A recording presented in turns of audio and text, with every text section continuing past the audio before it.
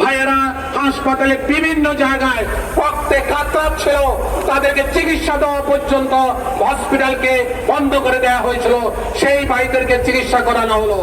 আমি অ্যারেস্ট হলাম 1 তারিখে, আজকের এই দিনে এই সময় আমি জেলখানায় প্রবেশ করলাম।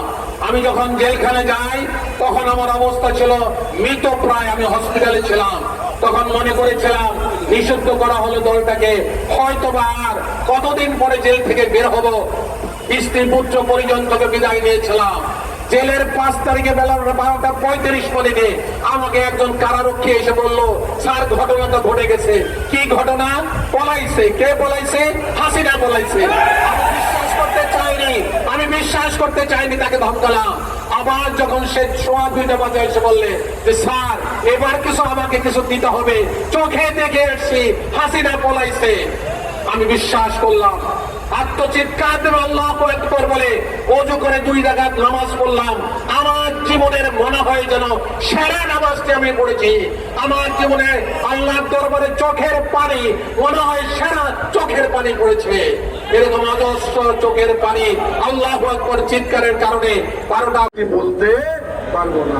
আমরা বলতে চাই, আমরা মাননীয় প্রধানমন্ত্রীকে বলতে চাই, আপনি কথা অনেক ভালো ভালো বলেন, মাঝে মাঝে আবার কিছু কথাও বলেন যেগুলা অনেক মানুষ বলেন যে এটা কেন সে বললো।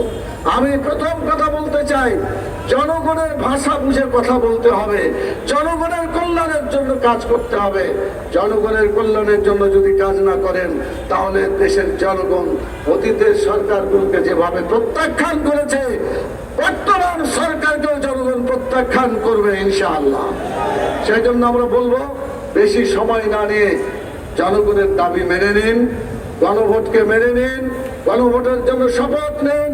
এবং আপনি বলেছেন যে আমরা অক্ষরে অক্ষরে মানে জুলাই সনদের অক্ষরে অক্ষরে পালন করব। আচ্ছা বলেন তো, অক্ষরে অক্ষরে পালন করা সহজ নাকি শপথ নেওয়াটা সহজ? তো সহজ কাজটাই তো করতে পারলেন না আপনি। জুলাই কি আপনি বাস্তবায়ন করবেন? অতএব আপনাকে অবশ্যই জনগণের ভোটের কাছে সারেন্ডার করতে হবে। যতদিন পর্যন্ত সারেন্ডার না করবেন, সংসদের ভিতরে আন্দোলন চলবে, বাইরে আন্দোলন চলবে। এই আন্দোলন থেকে সরকার